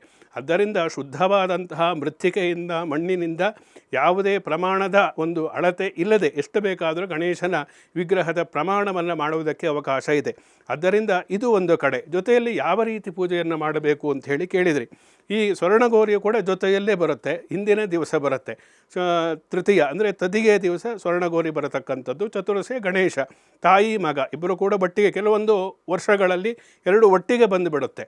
ಅಂತಹ ಸಮಯದಲ್ಲಿ ಹೇಗೆ ಮಾಡಬೇಕು, ಪ್ರತ್ಯೇಕವಾಗಿ ಪ್ರತ್ಯೇಕ ದಿನಗಳಲ್ಲಿ ಬಂದಾಗ ಯಾವ ರೀತಿ ಆಚರಣೆಯನ್ನು ಮಾಡಬೇಕು. ಜೊತೆಯಲ್ಲಿ ಕೆಲವರಿಗೆ ಸ್ವರ್ಣಗೌರಿ ವ್ರತ ಮಾಡತಕ್ಕ ಪದ್ಧತಿ ಇರುತ್ತೆ, ಕೆಲವರ ಮನೆಯಲ್ಲಿ ಇರುವುದಿಲ್ಲ. ಅಂತಹ ಸಂದರ್ಭದಲ್ಲಿ ಯಾವತ್ತು ವಿಸರ್ಜನೆಯನ್ನು ಮಾಡಬೇಕು, ಇಂತಹದೆಲ್ಲ ಗೊಂದಲಯುತವಾದಂತಹ ಪ್ರಶ್ನೆಗಳು ಸಹಜವಾಗಿಯೇ ಬರುತ್ತೆ. ಆದ್ದರಿಂದ ಇದನ್ನು ಕೂಡ ನಾವು ತಿಳಿದುಕೊಂಡು ಸ್ವರ್ಣಗೌರಿಯನ್ನು ಯಾವ ರೂಪದಲ್ಲಿ ಎಲ್ಲಿ ಪ್ರತಿಷ್ಠಾಪನೆಯನ್ನು ಮಾಡಬೇಕು, ಗಣೇಶನನ್ನೇ ಹೇಗಿಡಬೇಕು, ಯಾವತ್ತು ವಿಸರ್ಜನೆಯನ್ನು ಮಾಡಬೇಕು, ಯಾವುದು ನೈವೇದ್ಯವನ್ನು ಮಾಡಬೇಕು, ಯಾವ ಕ್ರಮದಲ್ಲಿ ಪೂಜೆಯನ್ನು ಮಾಡಬೇಕು. ನಮಗೆ ತೋಚಿದಂತೆ ಪೂಜೆಯನ್ನು ಮಾಡಿದರೆ ಪ್ರಯೋಜನ ಇಲ್ಲ. ಅದಕ್ಕೆ ಅದರದ್ದೇ ಆದಂತಹ ನಿಯಮಗಳನ್ನು, ವಿಧಿವಿಧಾನಗಳನ್ನು ಹೇಳಿದ್ದಾರೆ. ಆ ಪ್ರಕಾರವಾಗಿ ನಾವು ಮಾಡಿದಾಗ ಅದು ವಿಶೇಷವಾದಂತಹ ಫಲ. ಜೊತೆಯಲ್ಲಿ ನಾವು ಏನು ಮನಸ್ಸಿನ ಬಯಕೆಗಳಿರುತ್ತೋ, ಅಂತಹ ವಿಘ್ನಗಳು ಏನು ಬರ್ತಾ ಇರುತ್ತೋ ಅಂತಹದೆಲ್ಲ ಕೂಡ ನಿವಾರಣೆಯಾಗುತ್ತೆ. ಆದ್ದರಿಂದ ಅದನ್ನು ವಿಧಿವಿಧಾನಗಳನ್ನು ತಿಳಿದುಕೊಂಡು ನಾವು ಗಣೇಶ ಚತುರ್ಥಿಯನ್ನು ಮಾಡತಕ್ಕಂಥದ್ದು, ಆಚರಣೆ ಮಾಡತಕ್ಕಂಥದ್ದು ಒಳ್ಳೆಯದು. ಇನ್ನು ಗುರುಗಳೇ, ನೀವು ಹೇಳಿದ್ರಿ ಕೆಲವೊಂದು ಸಾರಿ ಗೌರಿ ಮತ್ತು ಗಣೇಶ ಒಟ್ಟಿಗೆ ಬರ್ತಾನೆ, ಅಂದರೆ ಒಂದೇ ದಿನ ಆಚರಣೆಯನ್ನು ಮಾಡ್ತೀವಿ. ಸೊ ಕೆಲವು ಕಡೆ ಏನು ಅಂತ ಹೇಳಿದ್ರೆ ಗೌರಿ ಗಣೇಶನ ಒಂದೇ ದಿನ ಮನೆಗೆ ತಗೊಂಡ್ಬರ್ತಾರೆ. ಸೊ ಅಂಥ ಸಂದರ್ಭದಲ್ಲಿ ಯಾವ ರೀತಿಯಾಗಿ ಇರಬೇಕಾಗತ್ತೆ ಪೂಜೆಗಳು, ಅಥವಾ ಹಿಂದಿನ ದಿನ ಗೌರಿ ಬರುತ್ತೆ, ಹಿಂದಿನ ದಿನನೇ ನಾವು ಗೌರಿ ಇಟ್ಟು ಪೂಜೆ ಮಾಡೋದು, ನೆಕ್ಸ್ಟ್ ಡೇ ಗಣೇಶನ ತಂದು ಪೂಜೆ ಮಾಡೋದು. ಸೊ ಯಾವ ರೀತಿ ಒಳ್ಳೆಯದು ಅಂತ ಹೇಳ್ತೀರಾ? ಈ ಗಣೇಶ ಮತ್ತು ಗೌರಿಯನ್ನು ಮನೆಗೆ ತರಬೇಕಾದ್ರೆ ಅದಕ್ಕೊಂದು ಕ್ರಮ ಇದೆ. ಇಂತಹ ದಿವಸ ತರಬೇಕು, ಬೆಸ ಸಂಖ್ಯೆಯ ದಿನ ತರಬೇಕಾ, ಸರಿ ಸಂಖ್ಯೆಯ ದಿನ ತರಬೇಕಾ. ಜೊತೆಯಲ್ಲಿ ಇದೇ ವಿಸರ್ಜನೆಗೂ ಕೂಡ ಈ ತಿಥಿ, ವಾರ, ನಕ್ಷತ್ರ, ಯೋಗ, ಕರಣ ಇದೆಲ್ಲವೂ ಕೂಡ ಅಪ್ಲೈ ಆಗುತ್ತೆ. ಅದರಿಂದ ನಾವು ತರಬೇಕಾದರೆ ಸಾಮಾನ್ಯವಾಗಿ ಶುಕ್ರವಾರ, ಈ ವರ್ಷದಲ್ಲಿ ನಾವು ತೆಗೆದುಕೊಂಡ್ರೆ ಶುಕ್ರವಾರ ದಿವಸ ಸ್ವರ್ಣಗೌರಿ ವ್ರತ ಬಂದಿದೆ, ಶನಿವಾರದ ದಿವಸ ಗಣೇಶ ಚತುರ್ಥಿಯನ್ನು ಆಚರಣೆ ಮಾಡಬೇಕಾಗತ್ತೆ.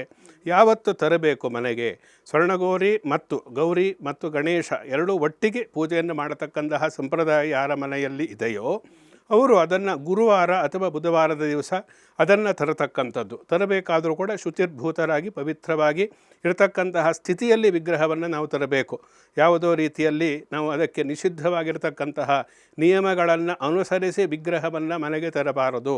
ಬರಬೇಕಾದರೆ ಶುಚಿರ್ಭೂತರಾಗಿ ತಂದು ಆ ಮೂಲಕ ಅದನ್ನು ನಾವು ಮನೆಯಲ್ಲಿ ಇಟ್ಟು ಸೂಕ್ತವಾದಂತಹ ಸಮಯದಲ್ಲಿ ಅದರ ಪ್ರತಿಷ್ಠಾಪನೆಯನ್ನು ಮಾಡುವುದಕ್ಕೆಲ್ಲ ಹೇಳಿದ್ದಾರೆ.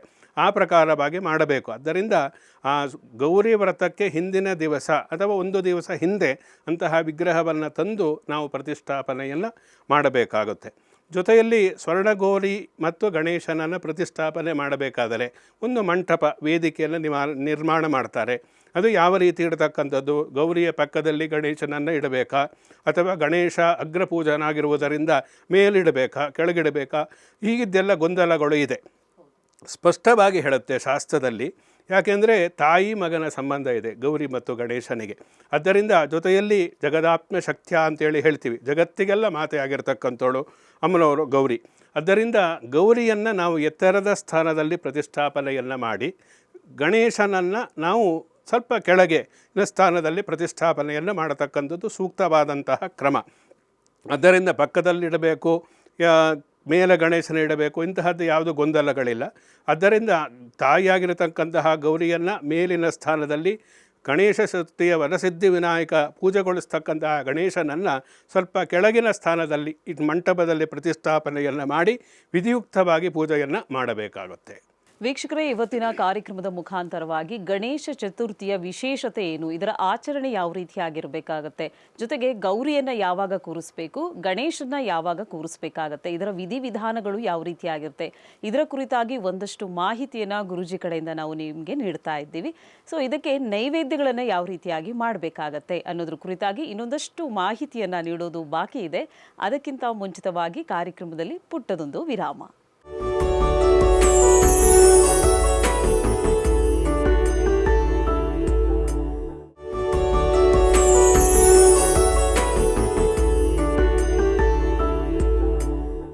ವಿರಾಮದ ಬಳಿಕ ಗಣೇಶ ಚತುರ್ಥಿ ವಿಶೇಷ ಕಾರ್ಯಕ್ರಮಕ್ಕೆ ಸ್ವಾಗತ. ವೀಕ್ಷಕರೇ, ಇವತ್ತಿನ ಕಾರ್ಯಕ್ರಮದ ಮುಖಾಂತರವಾಗಿ ಗಣೇಶ ಹಬ್ಬದ ವಿಶೇಷತೆ ಕುರಿತಾಗಿ ನಾವು ಮಾತಾಡ್ತಾ ಇದ್ದೀವಿ. ಗಣೇಶ ಹಬ್ಬದ ಆಚರಣೆ ಹೇಗಿರಬೇಕಾಗತ್ತೆ, ಇದರ ವಿಧಿವಿಧಾನಗಳು ಯಾವ ರೀತಿ ಆಗಿರುತ್ತೆ, ಇನ್ನು ನಮ್ಮ ಪುರಾಣದಲ್ಲಿ ಯಾವ ರೀತಿ ಉಲ್ಲೇಖಿಸಲಾಗಿದೆ, ಇದರ ಕುರಿತಾಗಿ ನಾವು ಮಾಹಿತಿಯನ್ನು ನೀಡ್ತಾ ಇದ್ದೀವಿ. ಸೊ ಗುರುಜಿಯವರು ನಮಗೆ ಬ್ರೇಕ್ಗಿಂತ ಮುಂಚಿತವಾಗಿ ಒಂದಷ್ಟು ಮಾಹಿತಿಯನ್ನು ನೀಡಿದ್ರು. ಸೊ ಗಣೇಶನನ್ನ ಹೇಗೆ ಪ್ರತಿಷ್ಠಾಪನೆ ಮಾಡಬೇಕು ಅನ್ನೋದನ್ನ ಈಗ ತಿಳ್ಕೊಳ್ಳೋಣ. ಗುರುಜಿ, ಇನ್ನೊಂದೇನು ಅಂತ ಹೇಳಿದ್ರೆ, ಕೆಲವ್ರ ಮನೆಯಲ್ಲಿ ಒಂದು ವಾಡಿಕೆ ಇರಲ್ಲ ಗಣೇಶನ ಕೂರಿಸೋದು. ಸೊ ಅಕ್ಕಪಕ್ಕ ಮನೆಯವರು ಕೂರಿಸಿದ್ರು ಅಂತ ಹೇಳಿ ಅಥವಾ ಮಕ್ಕಳ ಹಠ ಮಾಡಿದ್ರು ಅಂತ ಗಣೇಶನ್ ತಂದು ಪೂಜೆ ಮಾಡ್ತಾರೆ. ಸೊ ಆ ಥರ ಮಾಡೋದು ಎಷ್ಟರ ಮಟ್ಟಿಗೆ ಸರಿ ಅಂತೀರಾ, ಅಥವಾ ಅದು ವಾಡಿಕೆ ಇಲ್ಲದೆ ಇದ್ರೆ ಮಾಡಬಾರ್ದಾ ಅಂತ? ಈ ಬೇರೆ ದೇವರಿಗೆ ನಾವು ಹೋಲಿಸಿದರೆ ಗಣೇಶನ ಪೂಜೆ ಅನ್ನತಕ್ಕಂಥದ್ದು ಸಾರ್ವತ್ರಿಕವಾಗಿ ಇದೆ, ಸಾರ್ವತ್ರಿಕಗೊಳಿಸಬಹುದು. ಯಾವುದೇ ರೀತಿಯ ಲೋಪಗಳು ಏನೂ ಆಗುವುದಿಲ್ಲ ಅದರಲ್ಲಿ. ಜೊತೆಯಲ್ಲಿ ಪ್ರತಿಯೊಬ್ಬರೂ ವೃದ್ಧರಾದಿಯಾಗಿ ಎಲ್ಲರೂ ಕೂಡ ಇಷ್ಟಪಟ್ಟು ಪೂಜಿಸ್ತಕ್ಕಂತಹ ದೇವರು ಅಂದರೆ ಅದು ಗಣೇಶ. ಆದ್ದರಿಂದ ಗಣೇಶನಿಲ್ಲದ ಗ್ರಾಮವಿಲ್ಲ ಅಂಥೇಳಿ ಒಂದು ನುಡಿ ಇದೆ. ಆದ್ದರಿಂದ ಯಾವುದೇ ಸ್ಥಿತಿಯಲ್ಲಿ ಇರಲಿ, ಹೇಗೆ ಇದ್ದರೂ ಕೂಡ ಅವರ ಪದ್ಧತಿ ಇರಲಿ, ಸಂಪ್ರದಾಯ ಇರಲಿ, ಅವರ ಮನೆತನದಿಂದ ನಡೆದುಕೊಂಡು ಬಂದಿರದೇ ಇರಲಿ, ಗಣೇಶನನ್ನು ಇಟ್ಟು ಪೂಜೆ ಮಾಡುವುದಕ್ಕೆ ಯಾವುದೇ ನಿರ್ಬಂಧ ಶಾಸ್ತ್ರ ಸಂಪ್ರದಾಯಗಳಲ್ಲಿ ಇರುವುದಿಲ್ಲ. ಆದರೆ ಪೂಜೆಯನ್ನು ಮಾಡಬೇಕಾದರೆ ಅಸಡ್ಡೆಯಿಂದ ಮಾಡಬಾರದು. ಅದು ಕೇವಲ ಹುಡುಗಾಟಿಕೆಯ ಪೂಜೆ ಆಗಬಾರದು.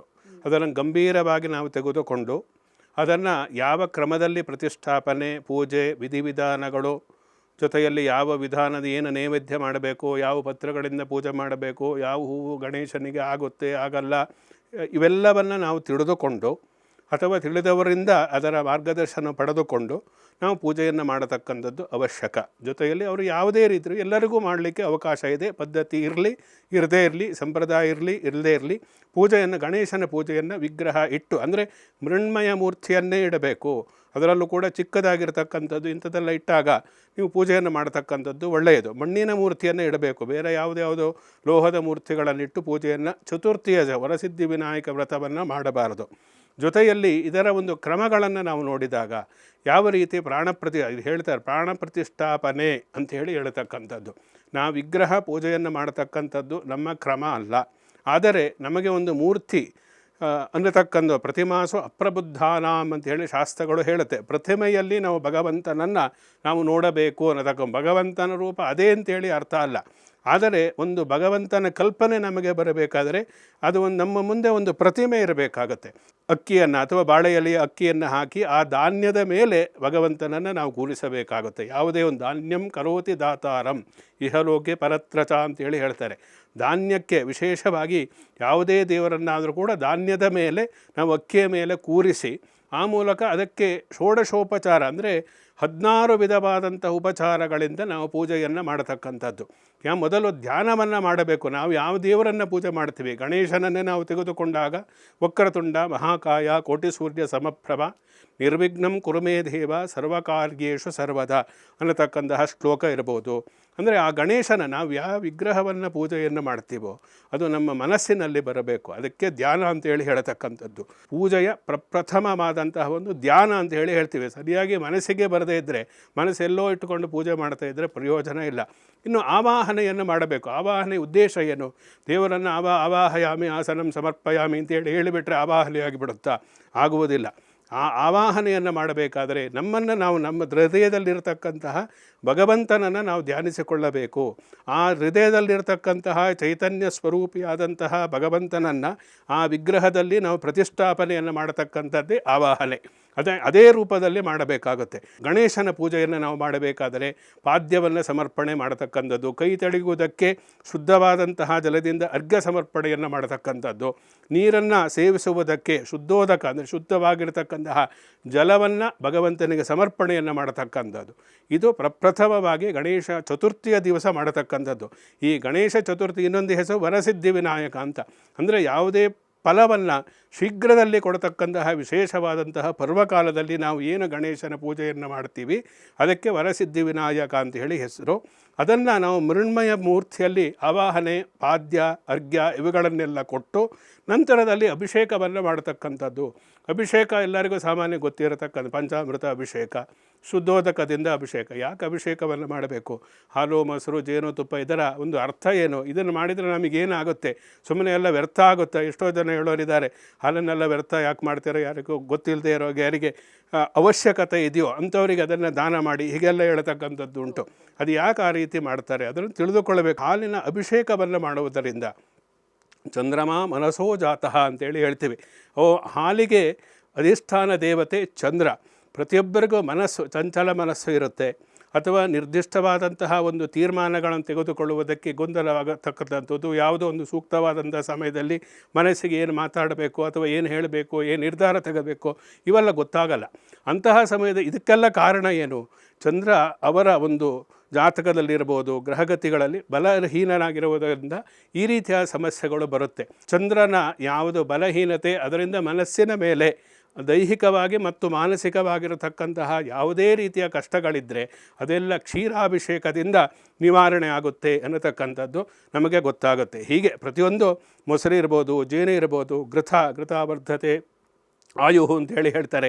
ಪ್ರತಿಯೊಂದು ದ್ರವ್ಯಕ್ಕೆ ಅದರದ್ದೇ ಆದಂತಹ ಒಂದು ವಿಶೇಷವಾದಂತಹ ಫಲ ಇದೆ. ಇದೆಲ್ಲ ಪಂಚಾಮೃತ ಅಭಿಷೇಕದ ಒಂದು ವಿಶೇಷ. ಅಂತಹ ಪಂಚಾಮೃತ ಅಭಿಷೇಕವನ್ನು ಮೃಣ್ಮಯ ಮೂರ್ತಿಗೆ ಅಭಿಷೇಕ ಎಲ್ಲ ಹಾಲು ಮೊಸರೆಲ್ಲ ಹಾಕಬಾರದು. ಹೂವಿನಲ್ಲೇ ಮುಡಿಸಿ ಪ್ರೋಕ್ಷಣೆಯನ್ನು ಮಾಡಿದರೆ ಸಾಕು. ಮಣ್ಣಿನ ಮೂರ್ತಿ ಆಗಿರುವುದರಿಂದ ಹಾಲು ಅಭಿಷೇಕ ಇವೆಲ್ಲ ಹಾಕಿದಾಗ ಅದು ವಿಗ್ರಹ ಭಿನ್ನಾಗತಕ್ಕಂತಹ ಸಾಧ್ಯತೆಗಳು ಇರುವುದರಿಂದ ಮಣ್ಣಿನ ಮೂರ್ತಿಗೆ ಹಾಲು ಅಥವಾ ಮೊಸರು, ಜೇನು, ತುಪ್ಪ ಯಾವುದೇ ಇದ್ದರೂ ಕೂಡ ಹೂವಿಗೆ ಮುಡಿಸಿ ಅದನ್ನು ಪ್ರೋಕ್ಷಣೆಯನ್ನು ಮಾಡೋದರಿಂದ ಅದು ಅಭಿಷೇಕ ಅಂತೇಳಿ ಆಗುತ್ತೆ. ಸ್ತೋತ್ರಗಳನ್ನು ಹೇಳಿಕೊಂಡು ಪೂಜೆಯನ್ನು ಮಾಡಬೇಕು. ಭಾವಗ್ರಾಹಿ ಗಜಾನನ ಅಂತೇಳಿ ಹೇಳ್ತೀವಿ. ನೀವು ಏನು ಮಾಡ್ತೀರಾ, ಎಷ್ಟು ಆಡಂಬರದಿಂದ ಮಾಡ್ತೀರಾ ಅಂತ ಗಣೇಶ ನೋಡಲ್ಲ. ನಿಮ್ಮ ಮನಸ್ಸನ್ನು, ನಿಷ್ಕಲ್ಮಶವಾದಂತಹ ಮನಸ್ಸನ್ನು, ಭಾವವನ್ನು ಗಣೇಶನು ಗಮನಿಸ್ತಾನೆ. ಆದ್ದರಿಂದ ನೀವು ಯಾವುದೇ ಮಾಡಿದರೂ ಕೂಡ ನಾನು ದೊಡ್ಡ ಮಹಾರಾಜ ಚಕ್ರವರ್ತಿಗಳು ಮಾಡತಕ್ಕಂತಹ ರೀತಿಯಲ್ಲಿ ಪೂಜೆಯನ್ನೇ ಮಾಡ್ತಾ ಇದ್ದೀನಿ ಅನ್ನತಕ್ಕಂತಹ ಭಾವನೆಯಿಂದ ನಾವು ಪೂಜೆಯನ್ನು ಮಾಡಿದಾಗ ಅದು ಫಲವನ್ನು ಕೊಡುತ್ತೆ. ಹೀಗೆ ಅಭಿಷೇಕವನ್ನು ಮಾಡತಕ್ಕಂಥದ್ದು. ಅಭಿಷೇಕ ಆದ ನಂತರದಲ್ಲಿ ಸಹಜವಾಗಿ ವಸ್ತ್ರ ಸಮರ್ಪಣೆಯನ್ನು ಮಾಡಬೇಕು. ಗಣೇಶನಿಗೆ ಯಾವ ವಸ್ತ್ರ, ರಕ್ತಾಂಬರಂ ಅಂತೇಳಿ ಹೇಳ್ತೀವಿ. ಸಾಮಾನ್ಯವಾಗಿ ಸಿಂಧೂರ ವರ್ಣ ಮತ್ತು ರಕ್ತವರ್ಣ, ಕೆಂಪು ವರ್ಣದ ವಸ್ತ್ರ ಗಣೇಶನಿಗೆ ಪ್ರಿಯವಾಗಿರತಕ್ಕಂಥದ್ದು ಅಂತೇಳಿ ಹೇಳ್ತಾರೆ.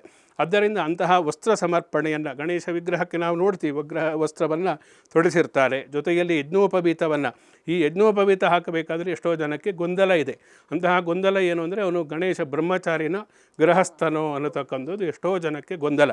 ಅಂದರೆ ಗಣೇಶನನ್ನು ನಾವು ಅಷ್ಟೋತ್ತರದಲ್ಲೇ ಬರುತ್ತೆ, ಬ್ರಹ್ಮಚಾರಿಣೇ ನಮಃ ಅನ್ನತಕ್ಕಂಥದ್ದು. ಬ್ರಹ್ಮಚಾರಿಯಾಗಿ ಗಣೇಶನನ್ನು ನಾವು ಪೂಜೆಯನ್ನು ಮಾಡ್ತೀವಿ.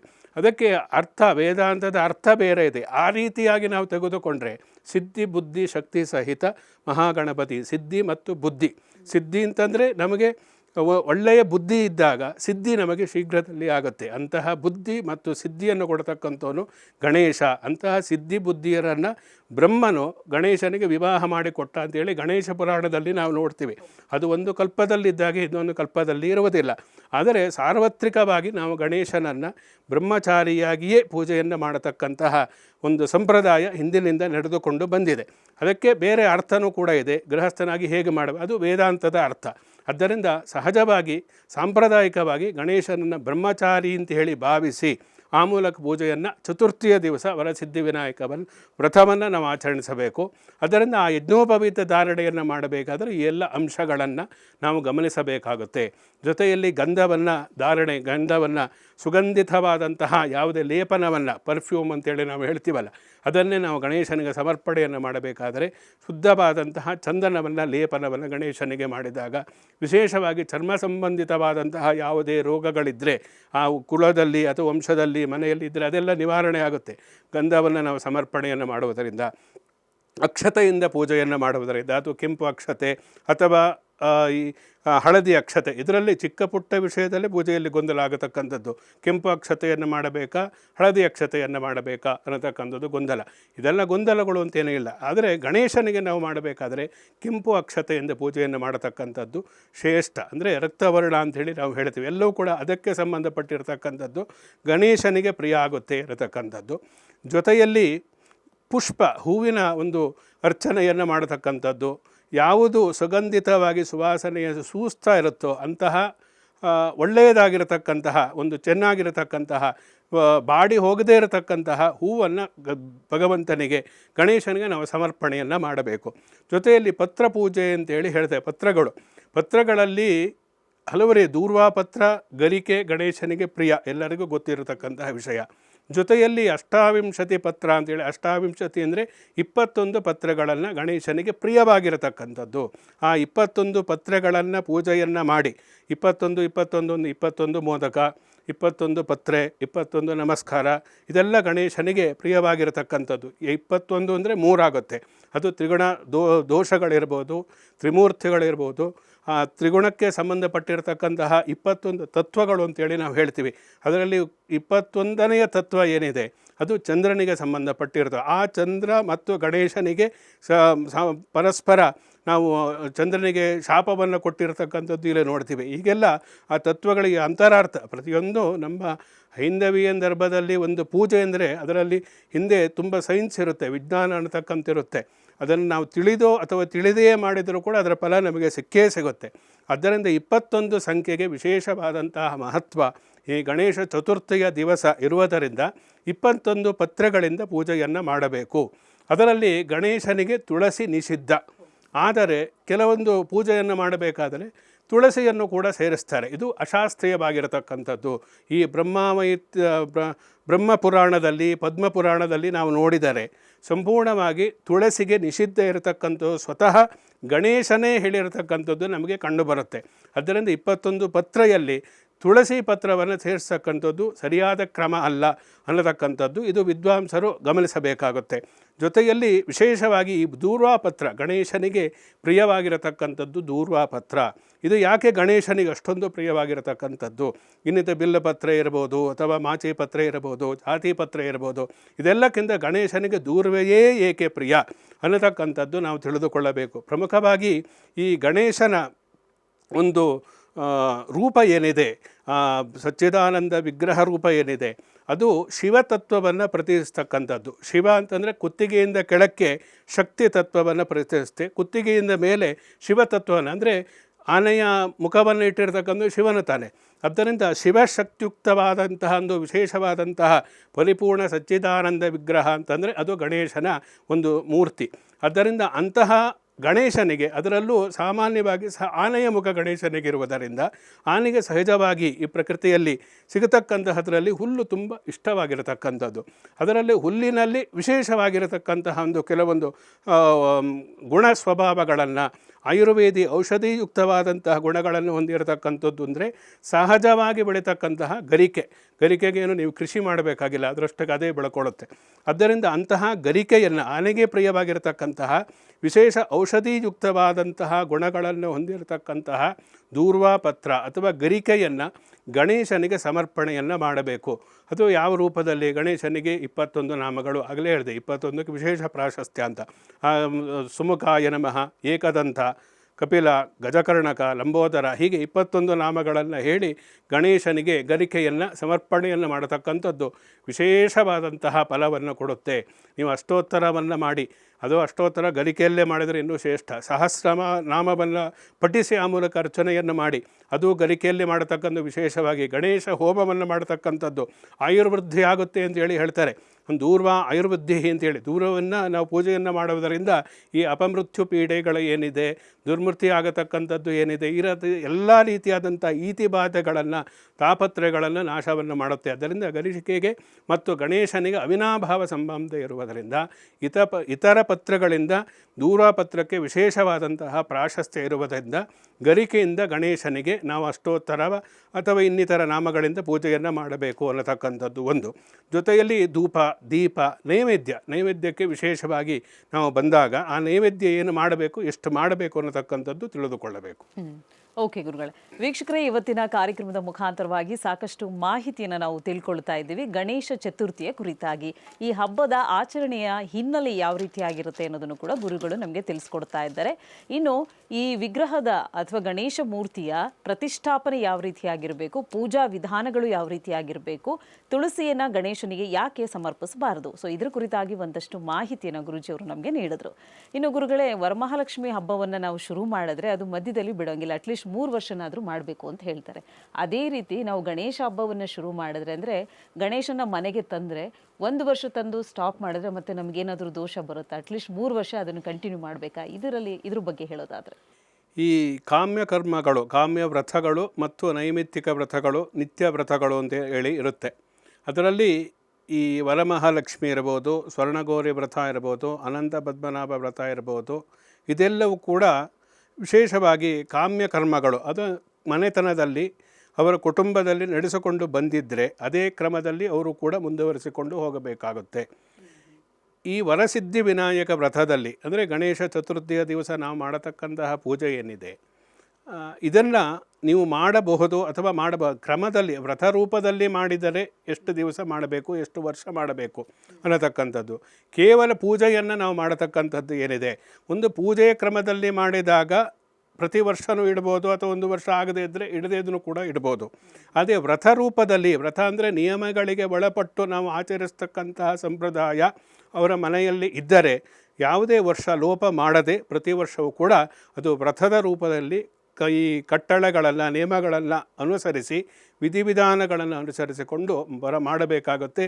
ಮಧ್ಯದಲ್ಲಿ ಯಾವುದೇ ರೀತಿಯ 1 ವರ್ಷದಲ್ಲಿ ಬಿಡತಕ್ಕಂಥ, ಇನ್ನೊಂದು ವರ್ಷದಲ್ಲಿ ಮಾಡತಕ್ಕಂಥದ್ದು ಅದು ವಿರುದ್ಧವಾದಂಥ ಫಲವನ್ನು ಕೊಡುತ್ತೆ. ಆ ರೀತಿಯಾಗಿ ಮಾಡಬಾರದು. ಓಕೆ ಗುರುಗಳೇ, ಇನ್ನು ನೈವೇದ್ಯಕ್ಕೆ ಬರೋದಾದರೆ ಯಾವ ರೀತಿ ನೈವೇದ್ಯಗಳನ್ನು ಮಾಡಬೇಕಾಗತ್ತೆ? ಇದಕ್ಕೆ ಆದಂಥ ನೀತಿ ನಿಯಮಗಳು ಏನಾದರೂ ಇದೆಯಾ? ಗಣೇಶನಿಗೆ ಪ್ರಿಯವಾದಂಥ ತಿಂಡಿ ತಿನಿಸುಗಳು ಯಾವುದು? ಜೊತೆಲಿ 21 ಸಂಖ್ಯೆ ನೈವೇದ್ಯ ಅಂದರೆ ತಿಂಡಿ ತಿನಿಸುಗಳನ್ನು ಇಡಬೇಕಾಗತ್ತಾ? ಯಾವ ರೀತಿ ಪೂಜೆ ಮಾಡಬೇಕಾಗತ್ತೆ ಗುರುಗಳೇ? ಸೊ ಇದ್ರ ಬಗ್ಗೆ ಹೇಳೋದಾದರೆ, ಈ ನೈವೇದ್ಯ ಪ್ರಿಯೋ ಗಣೇಶ ಅಂಥೇಳಿ ಹೇಳ್ತಾರೆ. ಒಂದೊಂದು ದೇವರಿಗೆ ಒಂದೊಂದು ಪ್ರಿಯ. ಅಭಿಷೇಕ ಪ್ರಿಯೋ ಶಿವ, ನಮಸ್ಕಾರ ಪ್ರಿಯೋ ಭಾನು, ಸ್ತೋತ್ರ ಪ್ರಿಯೋ ದೇವಿ, ಅಲಂಕಾರ ಪ್ರಿಯೋ ವಿಷ್ಣು, ನೈವೇದ್ಯ ಪ್ರಿಯೋ ಗಣೇಶ ಅಂಥೇಳಿ. ಒಂದೊಂದು ದೇವರಿಗೆ, ವಿಷ್ಣುವಿಗೆ ಅಲಂಕಾರ ಮಾಡಿದರೆ ನೋಡೋದಕ್ಕೂ ಚೆನ್ನಾಗಿ ಕಾಣುತ್ತಾನೆ, ಅದು ಇಷ್ಟವೂ ಕೂಡ. ಬೋಳೆ ಶಂಕರ, ಈಶ್ವರನಿಗೆ ಅಭಿಷೇಕವನ್ನು ಶುದ್ಧೋದಕದಿಂದ ಮಾಡಿದರೆ ಸಾಕು. ಅಮ್ಮನವರಿಗೆ ವಿಶೇಷ ಸ್ತೋತ್ರಗಳನ್ನು, ಲಲಿತಾ ಸಹಸ್ರನಾಮ, ಸೌಂದರ್ಯಲಹರಿ ಇಂತಹ ಸ್ತೋತ್ರ ಪಠನವನ್ನು ಮಾಡೋದರಿಂದ ಸಂತೃಪ್ತಳಾಗಿ ಮಾಡ್ತಾಳೆ. ಜೊತೆಯಲ್ಲಿ ಸೂರ್ಯನಿಗೆ ನಮಸ್ಕಾರ, ಅದಕ್ಕೆ ಸೂರ್ಯ ನಮಸ್ಕಾರ ಅಂತೇಳಿ ಹೇಳ್ತಾರೆ. ಸೂರ್ಯ ಪ್ರತ್ಯಕ್ಷ ದೇವರು, ಸೂರ್ಯ ನಮಸ್ಕಾರವನ್ನು ಮಾಡಿದರೆ ಸಾಕು. ಆದ್ದರಿಂದ ಈ ಯೋಗ ಸಂಬಂಧಿತವಾದಂತಹ ಎಲ್ಲ ಸೂರ್ಯ ನಮಸ್ಕಾರ ಅಗ್ರಸ್ಥಾನದಲ್ಲಿರ್ತಕ್ಕಂಥದ್ದು. ಆರೋಗ್ಯಮಿಚ್ಛೇತ ಭಾಸ್ಕರ ಅಂತ ಹೇಳಿ ನಾವು ಹೇಳ್ತೀವಿ. ಆದ್ದರಿಂದ ಆರೋಗ್ಯಕ್ಕೆ ಸೂರ್ಯ ನಮಸ್ಕಾರವನ್ನು ಮಾಡಿ ಸೂರ್ಯನನ್ನು ಆರಾಧಿಸಿ ಆ ಮೂಲಕ ನಾವು ಆರೋಗ್ಯವನ್ನು, ಸುದೃಢವಾದ ಶರೀರವನ್ನು ಪಡೆದುಕೊಳ್ಳಬಹುದು. ಹಾಗೆಯೇ ನಾವು ಗಣೇಶನಿಗೆ ವಿಷಯ ನೈವೇದ್ಯ ಪ್ರಿಯೋ, ಇನ್ನೇನೂ ಬೇಕಾಗಿಲ್ಲ. ಗಣೇಶನಿಗೆ ನೈವೇದ್ಯವನ್ನು ನಾವು ಸಮರ್ಪಣೆಯನ್ನು ಮಾಡಿದರೆ ಸಾಕು ಭಕ್ತಿಯಿಂದ. ಅದಕ್ಕೆ ಸಂತುಷ್ಟನಾಗಿ ಆ ಮೂಲಕ ನಮ್ಮ ಇಚ್ಛಿತ ವರಗಳನ್ನು, ಅನುಗ್ರಹವನ್ನು ಮಾಡ್ತಾನೆ ಅನ್ನತಕ್ಕಂಥದ್ದು ಗಣೇಶ ಪುರಾಣ, ಸ್ಕಂದ ಪುರಾಣ ಇಂತಹದರಲ್ಲಿ ನಾವು ನೋಡ್ತೀವಿ. ಸಾಮಾನ್ಯವಾಗಿ ಈ ಗಣೇಶ ಚತುರ್ಥಿಯ ದಿವಸ ನಾವು ಮಾಡತಕ್ಕಂಥ ಪೂಜೆ ಏನಿದೆ, ಇದು ಸ್ಕಂದ ಪುರಾಣೋಕ್ತವಾದಂತಹ ಆ ಪುರಾಣದಲ್ಲಿ ಹೇಳಿರ್ತಕ್ಕಂತಹ ರೀತಿಯಲ್ಲೇ ಪೂಜೆ ಇರತಕ್ಕಂಥದ್ದು. ಸ್ಕಂದ ಪುರಾಣದಲ್ಲಿ ಬರತಕ್ಕಂತಹ ರೀತಿಯಲ್ಲಿ ಎಲ್ಲರೂ ಪೂಜೆಯನ್ನು ಮಾಡ್ತಾರೆ. ಅದರಲ್ಲಿ ನೈವೇದ್ಯವನ್ನು ಎಷ್ಟು ಮಾಡಬೇಕು, ಯಾವ ಯಾವ ನೈವೇದ್ಯವನ್ನು ನಾವು ಮಾಡಬೇಕು ಅದನ್ನು ನಾವು ಮುಖ್ಯವಾಗಿ ತಿಳಿದುಕೊಳ್ಳಬೇಕು. ಏಕವಿಂಶತಿ ಅಂದರೆ 21 ವಿಧವಾದಂತಹ ಭಕ್ಷ್ಯಗಳನ್ನು, ನಿವೇದನೆಯನ್ನು ಗಣೇಶನಿಗೆ ಮಾಡತಕ್ಕಂಥದ್ದು ಶ್ರೇಷ್ಠ. ಅದರಲ್ಲಿ ಎಲ್ಲ ರೀತಿಯಲ್ಲಿ ಚಕ್ಕಲಿ ಇರ್ಬೋದು, ಕೋಡುಬಳ್ಳೆ ಇರ್ಬೋದು, ಹೋಳಿಗೆ ಇರ್ಬೋದು, ಕಡುಬು ಇರ್ಬೋದು, ಹೀಗೆ 21 ವಿಧವಾದ. ಅದರಲ್ಲಿ ವಿಶೇಷವಾಗಿ ಮಹಾಗಣಪತಿಗೆ, ಗಣೇಶನಿಗೆ ಪ್ರೀತಿಕರವಾಗಿರತಕ್ಕಂಥದ್ದು ಅಂದರೆ ಮೋದಕ ತುಂಬ ಇಷ್ಟವಾದಂತಹ ಭಕ್ಷ್ಯ ಗಣೇಶನಿಗೆ.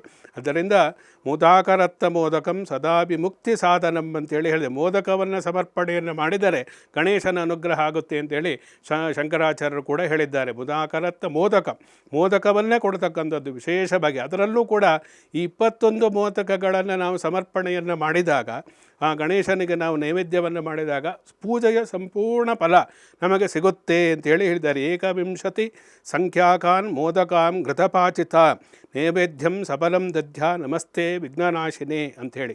ಏಕವಿಂಶತಿ ಸಂಖ್ಯೆಯ ತುಪ್ಪದಲ್ಲಿ ಕರೆದಿರತಕ್ಕಂತಹ ಮೋದಕವನ್ನು ಗಣೇಶನಿಗೆ ನಾವು ಸಮರ್ಪಣೆಯನ್ನು ಮಾಡುವುದರಿಂದ ಸಂಪೂರ್ಣವಾದಂತಹ ಪೂಜೆಯಲ್ಲಿ ಯಾವುದೇ ರೀತಿಯಾದಂತಹ ಲೋಪದೋಷಗಳಿದ್ದರೂ ಕೂಡ ಅದೆಲ್ಲವನ್ನು ನಿವಾರಣೆಯನ್ನು ಮಾಡಿ ಅವನು ನಮಗೆ ಅನುಗ್ರಹವನ್ನು ಮಾಡ್ತಾನೆ ಅಂತೇಳಿ ಹೇಳಿದ್ದಾರೆ. ಆದ್ದರಿಂದ ಮೋದಕ ಗಣೇಶನಿಗೆ ವಿಶೇಷವಾಗಿ ಪ್ರೀತಿಕರವಾಗಿರತಕ್ಕಂತಹ ಭಕ್ಷ್ಯ. ಆದ್ದರಿಂದ ಭಕ್ಷ್ಯ, ಭೋಜ್ಯ, ಲೈಹ್ಯ, ಚೋಖ್ಯ ಹೀಗೆ ದ್ರವ ಪದಾರ್ಥದಲ್ಲಿ, ಗಟ್ಟಿಯಾದಿರತಕ್ಕಂತಹ ಘನ ಪದಾರ್ಥದಲ್ಲಿ, ಜೊತೆಯಲ್ಲಿ ಮೃದುವಾಗಿರತಕ್ಕಂತಹ ಪದಾರ್ಥದಲ್ಲಿ, ಹೀಗೆ ಎಲ್ಲ ರೀತಿಯ ವಿವಿಧ ರೀತಿಯ ನೈವೇದ್ಯಗಳನ್ನು ಗಣೇಶನಿಗೆ ಸಮರ್ಪಣೆಯನ್ನು ಮಾಡತಕ್ಕಂಥದ್ದು ನೈವೇದ್ಯದ ಉದ್ದೇಶ. ಅದರಲ್ಲಿ ಪ್ರಮುಖವಾಗಿ ಅದನ್ನು ಮೋದಕವನ್ನು ನೈವೇದ್ಯವನ್ನು ಮಾಡಬೇಕು. ಗಣೇಶನಿಗೆ ಅದು ನೈವೇದ್ಯ, ನಮಗೆ ಪ್ರಸಾದ.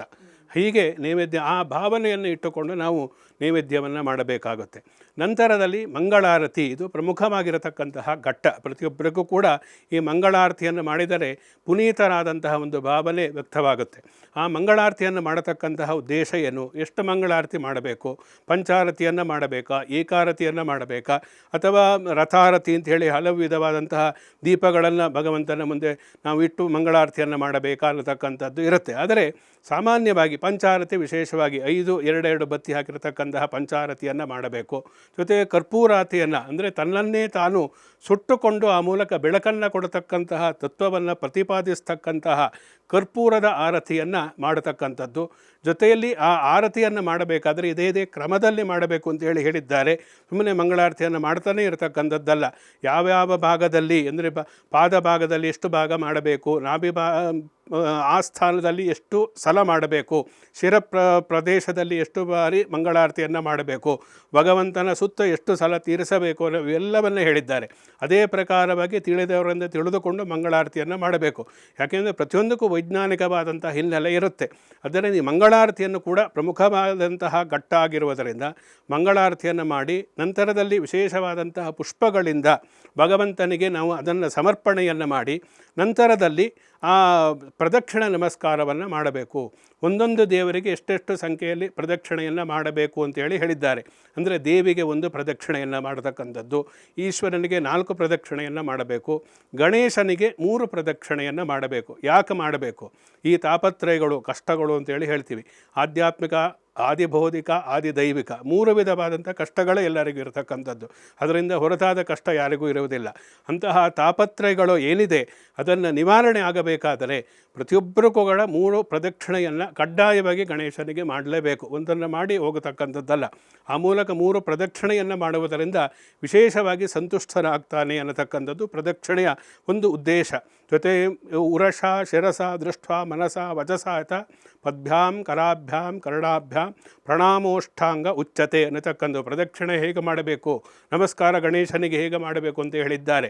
ಪುರುಷರು ಅಷ್ಟಾಂಗಯುಕ್ತವಾದಂತಹ ನಮಸ್ಕಾರ, ಸ್ತ್ರೀಯರು ಪಂಚಾಂಗಯುಕ್ತವಾದಂತಹ ನಮಸ್ಕಾರವನ್ನು ಮಾಡುವುದರಿಂದ ಭಗವಂತನು ಸಂತುಷ್ಟನಾಗ್ತಾನೆ. ಇನ್ನು ಪ್ರಾರ್ಥನೆ, ವಿಶೇಷವಾಗಿ ನಾವು ಏನೇ ಪೂಜೆಯನ್ನು ಮಾಡಿದರೂ ಕೂಡ ಅದರಲ್ಲಿ ಏನು ತಪ್ಪು ತಿಳಿದೋ ತಪ್ಪು ಲೋಪದೋಷಗಳು ಇಂತಹದ್ದೆಲ್ಲ ಉಂಟಾಗಿರುತ್ತೆ.